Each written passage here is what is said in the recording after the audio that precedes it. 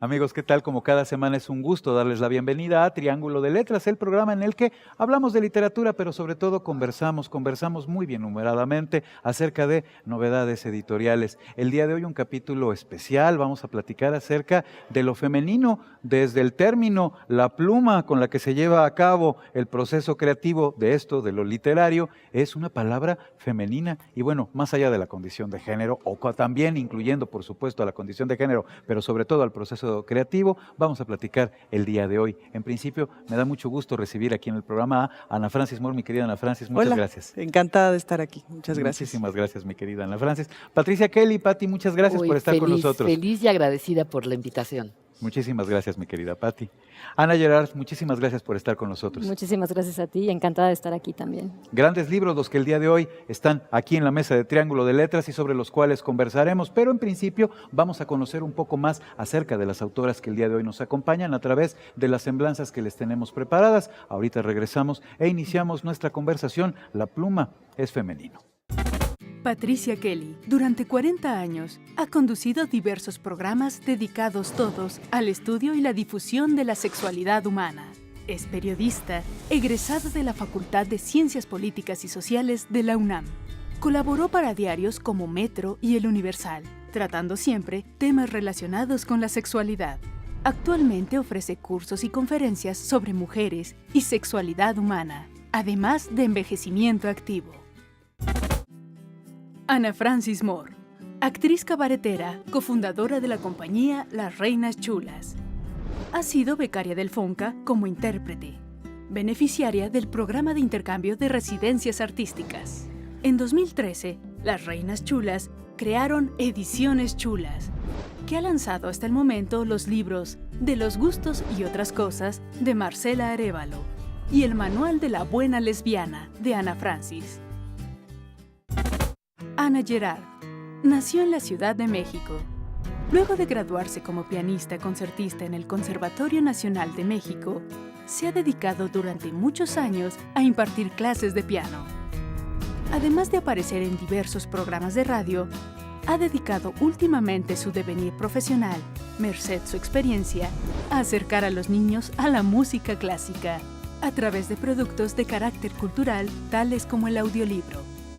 El manual de la buena lesbiana es el título del libro que Ana Francis Moore está presentando el día de hoy aquí en Triángulo de Letras. Desde el nombre que ha dado lugar a una columna muy famosa en la revista MX, ya me parece una maravilla tener la oportunidad de conocer el pensamiento de Ana Francis Moore a través justamente del manual de la buena lesbiana. El segundo volumen es el que presentamos el día de hoy y aquí les tenemos preparado un fragmento de él. Ahora regresamos y platicamos, Ana Francis. Fui educada como católica. Al mismo tiempo, soy de esa generación a la que todavía le tocó en la primaria que don Benito Juárez fuese considerado casi un santo, que había quitado de las manos muertas de la iglesia las tierras y les había puesto un «estate quieto». Dicho «estate quieto» comprende la fundación del Estado mexicano. A mí me enseñaron en la primaria que el Estado laico era algo así como una característica muy non plus ultra de nuestra nación, que nos permitía ver por encima del hombro a casi todos los países de América Latina. ¿En la primaria? Y que quede claro que yo fui a una primaria pública como cualquier otra, en una colonia de clase media de la Ciudad de México.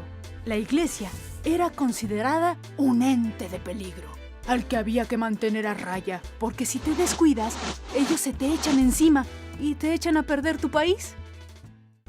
Ana Francis, yo me la sé de alguna manera, pero me gustaría que la platicaras para nuestro público, para los televidentes.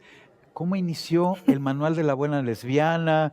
En fin, cuéntanos, por favor. Pues la verdad es que fue una serie de casualidades de alguna manera juntas. Es decir, el nombre surgió como una anécdota entre amigas de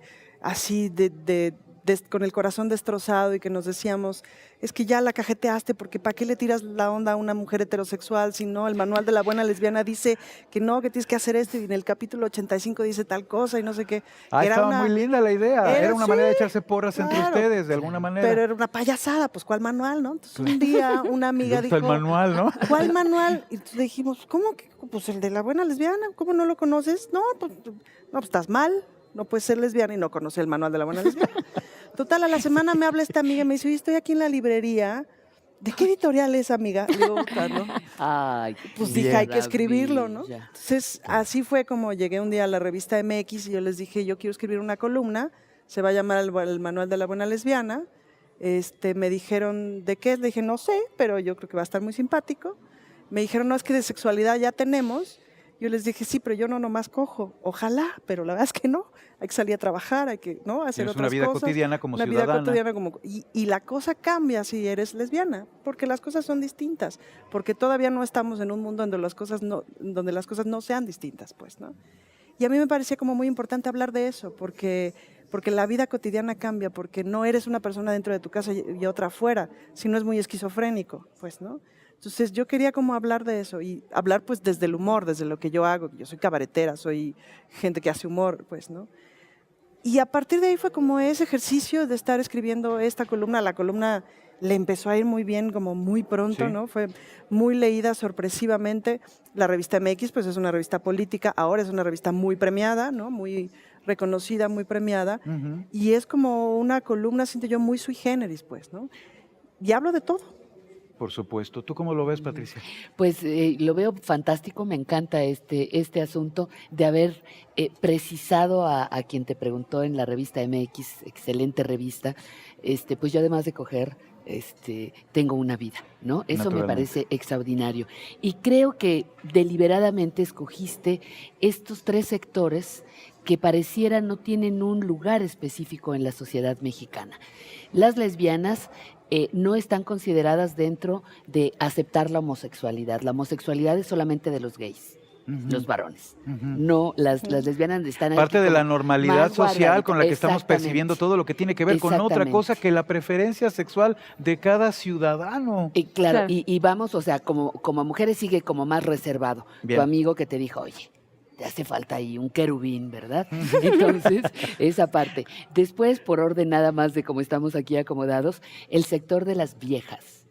Tampoco somos visibles. Que ahora vamos a platicar acerca de él, ¿eh? Porque qué Tampoco somos interesante. sujetas de amor, ¿no? Y los niños, que parece que a todos les preocupa, pero la verdad a muy pocos les importa, ¿no? Entonces me encanta esta reunión de tres mujeres que pues seguimos trabajando en lo que, bueno, a cada una le compete, le interesa, le apasiona, ¿sí? Pero respecto al libro de Ana, creo que es un gran acierto que ya podamos pedir el manual de la buena lesbiana en su versión 2. Exacto. Y además el hecho de que efectivamente podamos llegar a cualquier librería, fíjense cómo va cambiando el país, ¿no? Ya puedas pedir un libro que se llama El Manual de la Buena Lesbiana y nadie, en la suposición más amable, te volteará a ver extraño. ¿El manual de qué? De la buena lesbiana, justamente. Así es como se llama y así es como está distribuido. Exactamente.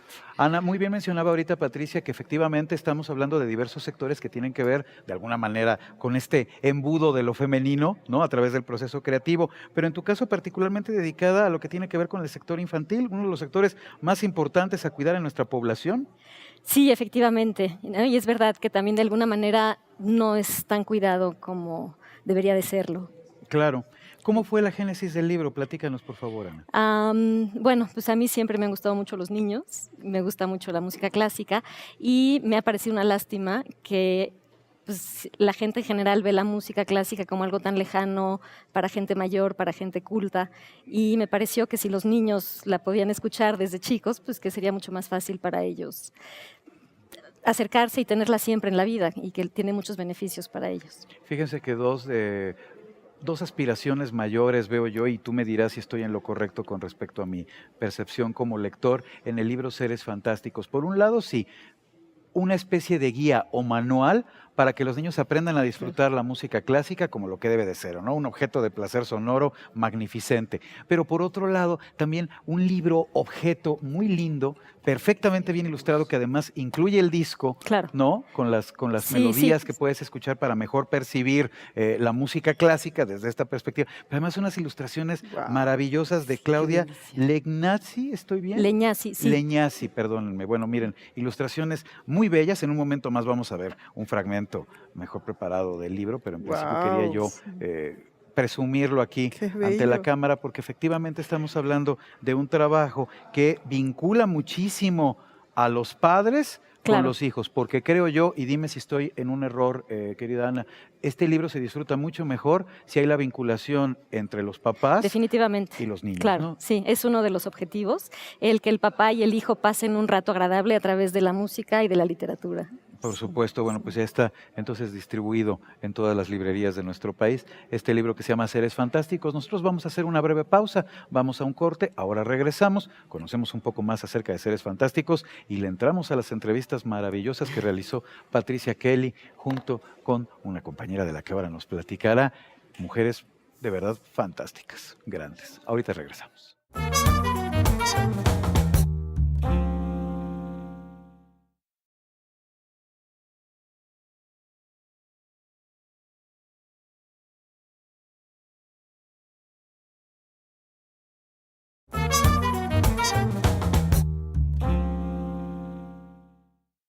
Gnomos, hadas, brujas, duendes, elfos, magos y otros personajes fantásticos han alimentado desde tiempos inmemoriales la imaginación de los niños, así como la de sus padres y abuelos. Todos los pueblos han creído en la existencia de seres que habitan en bosques, cuevas, desiertos, montañas, ríos o estanques, pero que también moran en aldeas y ciudades y traspasan sin problemas la frontera entre el supuesto mundo real y el de la fantasía. ¿Acaso para recordarnos que hay muchos mundos encerrados en el nuestro? Algunos de estos personajes pueden ser engañosamente parecidos a los humanos, otros a animales, y algunos resultan de una extraña mezcla de ambos. Unos son bellos, otros horribles. Algunos son graciosos, otros aborrecibles. Ya estamos de regreso, amigos. Continuamos aquí en Triángulo de Letras. Estábamos hablando un poco acerca de Seres Fantásticos. Ya conocemos más acerca de este, de verdad, bello libro y además maravilloso objeto, porque digo, no por hacerlo con un afán comercial, pero es que me gusta mucho la idea de que también traiga el disco incluido, porque ello Claro. engrandece muchísimo la percepción acerca del libro, ¿no? Sí, pues es que realmente hablar de música sin escucharla es un poco hablar al vacío, yo creo, ¿no? Era muy importante. De hecho, yo creo que es la parte más importante Es como del hablar de libro. literatura sin leer. Exacto, ¿no? ¿no? Estar hablando de Es- escritores sin nunca haber leído. todo lo que viene en el libro viene como apoyo a la música, al disco, entonces es la parte más importante, yo creo. Algo estabas comentando, Patricia, antes del corte con respecto a lo importante que era esto que ya estábamos hablando, de lo que ya estábamos hablando, Claro, en el sentido de que los papás se vinculen mucho a la lectura. Claro hacia que los sí. niños, ¿no? La relación papá e hijo es mamá e hija, hijo, niña, en fin, como quieran, es muy enriquecedora, pero lo que te decía es, bueno, seamos honestos, ni que supiéramos tanto de música. Ella habla de la música más culta, pues lo que ahora conocemos como música culta. Entonces, a veces los adultos de verdad somos neófitos en la materia. Un buen libro para un niño es un buen libro para los papás. Y si los papás nos bajamos un poquitito y tenemos la humildad de decir, es que yo tampoco puedo entender bien una sonata, o yo no sé por Pues, qué bueno, el canto de las aves Justo. dio origen a la música, por hablar Claro, de la primera parte, pues va a ser Aprendamos, ¿no? maravilloso y Bueno, la vamos a pasar regia. con el Leyéndolo y hijo o la hija. disfrutándolo, en el caso de Purcell, ¿cuál es la melodía que pusieron o la composición? La Reina de las Hadas de Ajá. Henry Claro. Purcell. Yo me clavo porque aquí viene muy bien explicado que hay que efectivamente concentrarse mucho en el 1, 2, 3, 1, 2, 3, 1, 2. Y Ajá. efectivamente, Claro. cuando lo estás escuchando, si efectivamente Claro. te concentras en ello, pues lo disfrutas mucho más y efectivamente aprendes, ¿no? Que es uno de los fines Claro. didácticos, ¿no? De un volumen como este. Y además en la relación del hijo y la mamá, etcétera, qué rico que mi papá baja mi nivel. Claro. Sí, porque eso ya nos pone tratamos como en de otro iguales, lugar. ¿no? Naturalmente, Sí. y al final siempre podremos pensar que un gran libro para niños es en realidad y a futuro un gran libro para los papás. Claro. Porque estos pequeñitos algún día, Claro, ya con lo que claro. traigan, ¿no? Con el bagaje cultural que este tipo de lecturas les imbuyan, se convertirán en grandes padres y, lo más deseable posible, en grandes padres lectores. Y ahora muy bien Siempre, estábamos siempre. mencionando buenos ciudadanos, lo urgido que está este país de muy buenos ciudadanos. Tuviste oportunidad, Patricia, de entrevistar a grandes ciudadanas. ¿Cómo he disfrutado Gloria Contreras, Fela Fábregas, Elena Poniatowska? No, bueno. Qué maravilla. ¿Cómo se dio la consecución de este libro? Pues mira, trabajando con algo que originalmente, como nuestra otra amiga Ana, que está de este lado, Ah, claro, porque pasó tenemos a las dos Anas, Gerard ajá. y Ana Francis Moore. Para mí fue muy conflictivo en algún momento darme cuenta y aceptar la triste realidad. Yo no soy como la abuelita de Cricri. Yo no soy como Sara García. Yo Bueno, no. Bueno, no. Bueno, no. Pero mira, te explico, de momento a mí me hicieron falta modelos reales, valiosos, valientes para envejecer. Los modelos que yo en aquel momento crítico veía como para envejecer por ahí de los 52, 54 años, bueno, no me gustaban. Y entonces decidí platicar con las viejas que yo veía grandes, como me enseñó mi abuela. Mi abuela me decía, no se les dice viejitas, se les dice señora grande, se le dice señora mayor. Por eso se llama el libro Mujeres Grandes, ¿no? Y yo creo, en este sentido, desde mi perspectiva lectora, que una de las virtudes mayores de tu texto, y el de, también ya estábamos viendo Alicia Ibargüengoitia, una sí, gran compañera, una gran amiga mía. sí, por supuesto, y a la que también hay que difundir, de la que Ajá, también hay que claro, difundir darle su el crédito, por crédito supuesto. naturalmente. Esto, que se enfocaron en mujeres mayores, en señoras literalmente grandes, mujeres que ya en la frontera de la ancianidad, ¿no? En los años Francamente finales de su etapa ancianas. de vida, Ujú. tienen reflexiones muy interesantes con Mucho. respecto a lo que les ha tocado vivir, más allá de sus distintos fenómenos o procesos creativos en sus propias vidas, y por ello es que me parece que es muy interesante. Pues fíjate que hubo 3 características importantes para elegirlas. Uno, que fueran mayores de 70 años. ¿Por qué? Bien. Porque a los 60 somos las bebés de las viejitas. Después de 10 años de realmente enfrentarte al envejecimiento y a la transformación de tu cuerpo, tu vida, tu entorno, porque también te tratan de una manera Claro. diferente, 70 años era muy bueno. La bebé tenía 70, la mayorcita 96. Wow. Segundo, que fueran destacadas en su sector y que siguieran activas. Todas, hasta las que han muerto, las entrevistamos en momentos de actividad. Eso es importantísimo. oye. Importantísimo. Sí. Y la tercera razón, que se atrevieran a hablar de la vejez. Cuando lees la introducción, hay varias mujeres que no se atrevieron a hablar de su vejez. Les pareció de mal gusto, se enojaron, se sintieron ofendidas, qué escándalo. Y ellas sí se atrevieron a hablar. Entonces, el tema de la vejez, en aquel momento llegué a la conclusión de que es uno de los grandes temas del siglo XXI. Aunque en el siglo XXI nos vayamos a enfrentar, Eduardo, a una crisis de envejecimiento de la población en general en el mundo y en particular en nuestro país. Y creo que nos van a agarrar con los dedos en la puerta. De alguna manera, pero por otro lado también pienso, trato de ser positivo en este Optimista. sentido, habrá oportunidad de crear libros Claro. todavía más gruesos que el que ustedes ya consiguieron escribir, porque bueno, habremos muchos viejecitos que tendremos cosas que contar. Vamos a conocer un poquito más acerca de Mujeres Grandes, el libro que hoy aquí nos está presentando Patricia Kelly. Gracias. En minutos regresamos y continuamos nuestra conversación. Recuerden, la pluma es femenino. En estas entrevistas, realizadas por Alicia Ibargüengoitia y Patricia Kelly, hay un surtido rico que incluye científicas, filósofas, psicoterapeutas, escritoras, activistas, compositoras e intérpretes, actrices y bailarinas, médicas, productoras, políticas, cocineras y suma y sigue, porque ninguna puede definirse por una sola de sus actividades, ya que todas hacen 1000 cosas y destacan en todas. Esto es lo más importante, mujeres que no son ya jóvenes, pero que están activas, lúcidas, llenas de ocupaciones y de ideas y con suficientes proyectos como para vivir otra vida completa, y a las que aún así les falta tiempo. Bien, estábamos hablando de mujeres grandes. Ana Francis, reflexionabas en algo muy interesante ahora mientras que transcurría este fragmento del libro. Compártenoslo, por Sí, favor. yo creo que estamos como en una efervescencia de lo femenino y como una efervescencia muy primaria, pues todavía no sabemos si lo femenino es porque somos mujeres o si lo femenino es porque quién sabe qué está pasando o porque estamos apenas acomodando derechos, ¿no? Lo cierto es que las mujeres no llevamos ni 150 años yendo a la universidad, llevamos Fue a mediados del siglo pasado cuando obtuvieron el derecho a claro, votar. 53. Entonces, ¿no? en realidad, 52, sí, sí. 53. las personas que somos apenas ciudadanas medianamente completas somos muy pocas, ¿no? Y más o menos, porque todavía no tenemos los mismos derechos reales, pues, ¿no? Entonces, creo que viene una efervescencia muy interesante. Creo que en términos de la literatura vienen, no sé, unos 300 años muy buenos de literatura hecha por mujeres, ¿no? Porque creo que tenemos que contar lo que no pudieron contar nuestras madres, lo que no pudieron contar nuestras abuelas, o lo que se contaron de manera oral en las cocinas, en el bordado, en el cuidado de las otras personas, en las Claro. casas, en el mundo de lo privado, pues, ¿no?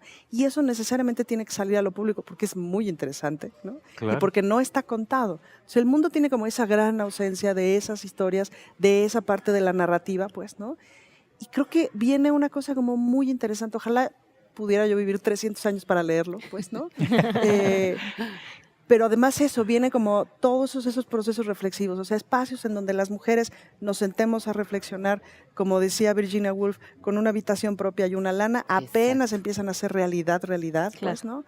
Espacios en donde las mujeres nos sentemos a reflexionar, a discutir sobre si qué nos pasa por ser viejas, qué nos pasa por ser lesbianas, qué nos pasa por ser niñas, qué nos pasa por escuchar la música, por traducirla, por enseñarla, por compartirla, Claro. ¿qué nos pasa por no ser madres? ¿Me explico? Exacto, exacto. Es todo un universo por descubrir. Un universo, por supuesto, un universo por descubrir. Y muy bien mencionabas ahorita, Ana Francis, es una pena que no vayamos a vivir 300 años, cosa que es un hecho ineludible. Y una pena, entre otras cosas, porque no tendremos oportunidad de ver cómo se van conformando nuevos ciudadanos. Justo el público al que un libro como el tuyo se dedica, Ana Gerard. Claro, sí, pues yo creo que como hablábamos antes, el tener variedad de música nos puede ayudar muchísimo, ¿no? Pero sí creo que la música clásica vale la pena, además de todo el rock y el narcocorrido. Y el pop. Tú has tenido oportunidad de estudiar música naturalmente y desde esa perspectiva tienes una sensibilidad distinta, ¿no? Como se Sí, sabe claro. en el caso de todos los creadores. Para quien escribe un libro nunca vuelve a ser igual cuando uno ya sabe cómo se escribe. Para una actriz claro. o una cabaretera, el cabaret o las escenificaciones nunca son iguales porque ya sabes cómo se llevan a cabo, ¿no? Claro, sí. Bueno, yo estudié la carrera de piano y me Bien. dedico toco el piano, doy conciertos, doy clases de piano y pues eso me ha acercado mucho a los niños también. Tengo 3 hijos y pues, sí, me he dado cuenta cómo la música clásica pues los hace, no sé, más sensibles, como decías, igual Se buenos expande el ciudadanos, cerebro ¿no? un Yo creo montón, que sí. ¿no? Claro. En algo ayuda. Y hablando un poco también del género, por ejemplo, en la música clásica se ha dado muchísimo, ¿no? Que hay muchas mujeres en la historia interesantísimas, como la hermana de Mozart, como Alma Mahler, como Fanny Mendelssohn, que tuvieron que tenían el mismo talento que sus hermanos o que sus esposos, pero que pues, la sociedad no les dejó desarrollarlo, ¿no? Y entonces, bueno. Pues, Qué interesante lo que mencionas, Pati, por favor. Fíjate, yo aquí te iba a decir, qué interesante porque se replegaron ellas. Estas mujeres grandes, las 25 que están Que se encuentran aquí, en la otra punta de la vida, porque ya hablábamos de los pequeñitos o las pequeñitas, claro, que y se en este caso encuentran estamos, claro, en la otra en la antípoda. Exactamente. Fíjate, estas mujeres sin entender nada de género, sin que hubiera derecho a la entrada a la universidad, ni voto, ni botox, ni nada de estas cosas, estas mujeres se lanzan, nacen en los 20 y 30 del siglo pasado, ¿no? Entonces no había En nada. un México Era completamente un México, distinto. exactamente. En pañales. Pero ellas lograron acceder a la carrera universitaria por las razones que quieras. Ahí está María Teresa Rodríguez, que era Claro, pianista. Están mujeres que brincaron a su momento, pues. O sea, ellas no fueron la mujercita linda que tenían que ser a principios del siglo XX. No, bueno, estoy recordando en el caso de la entrevista con Fela Fábregas, ella Claro. platica de verdad, Échate ese trompo a la uña. Ajá. por supuesto, producir esa barbaridad de escenificaciones de obras teatrales en compañía de su esposo, todos lo conocemos, Manolo Claro, Fábregas, pero además con ese ritmo de vida en el que trabajaban 24 sobre 24 horas, o en el caso de Gloria Contreras, que menciona ahora cuánta pena le da que se cobre en los teatros como en la Sala Covarrubias, dice, Exactamente. cuando la fundamos, porque ella se hace partícipe de ese momento, la idea era no cobrar, que llegaran los ciudadanos y pudieran disfrutar de lo que representáramos allí de manera gratuita. Y ahí te encargo Isela Vega, pues, ¿no? Ah, Isela Vega, bueno, que también es gran bueno. entrevista. Que yo extraordinaria. no he leído el libro, me lo voy a robar y lo voy a leer. Harás muy bien, Ana Estoy, Francis. ¿no? Pero bueno, lo tienes. conozco a Isela, la tía Chela, le decimos a las Ajá. cabareteras, pues, ¿no? Y es una serie, o sea, una serie de historias, cómo pasaste de sex symbol a Exacto. o sea, ¿no? Y se lo preguntamos. Claro. Se lo preguntamos y lo que a mí más me parece admirable de Isela es que trascendió su Claro. propio mito. Era un símbolo sexual. Y mito. Y mírala digo en ahora, el- Tal, Exactamente, ahí viene, sí. Y les decía, estuviste en los sueños eróticos De- de los mexicanos de varias generaciones, ¿no? Y por no decir los sueños húmedos, ¿verdad? Pero bueno, Que también, ahí estuvo. hay que decirlo, Ahí los estuvo, pobló. ajá. Y ella, ¿sabes qué? Está desde su presente. Eso me encantó Total. de Isela. Se asume como una mujer vieja, se asume como una mujer poderosa, se sabe Poderosísima. fuerte y sigue haciendo lo que se le pega la gana como las otras 25. Que eso es muy interesante, ¿no? Una serie de mujeres que hacen lo que se les pega la gana. Exactamente. pues, Claro. Y pagan el precio, ¿eh? Claro. Que no es. Ah, claro, que espérame, debe haber un no precio que es- pagar, claro. Espérame. Que no es no es la infidelidad, que no es la infelicidad, ni No. tampoco es la pobreza. Pagan el precio de ser responsables de ellas mismas y todas son exitosas. Todas tenían, de muchas maneras, no éxito por ricas, no éxito, sino éxito porque tienen amor, porque tienen salud, porque tienen plenitud, porque lograron hacer de su vida lo que Papalote. quisieron, porque alcanzaron lo que quisieron. Y la vejez es parte de esa vida.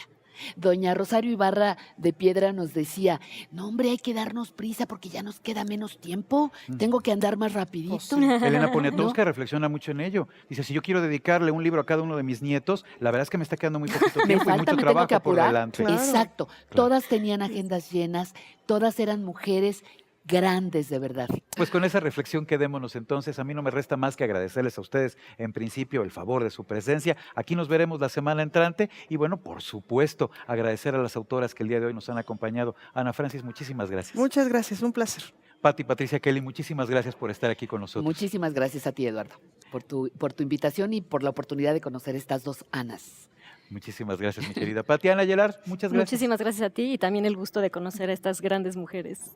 Yo ahora les voy a pedir, por favor, que nos firmen los ¿Cómo libros no? que han traído el día de hoy aquí a la mesa de Triángulo de Letras para regalarlos a nuestro público, a los televidentes que nos miran allá en sus hogares. Y bueno, pues ojalá muy próximamente nos volvamos a encontrar aquí en el programa. Y si no nos encontramos aquí, vamos a continuar reflexionando allá, en nuestras En vidas, otro en las lado, calles, claro. en nuestros hogares, acerca de lo que tiene que ver con todo esto, el proceso creativo y además, pues la maravilla de vivir dentro de él. Muchísimas gracias, amigos.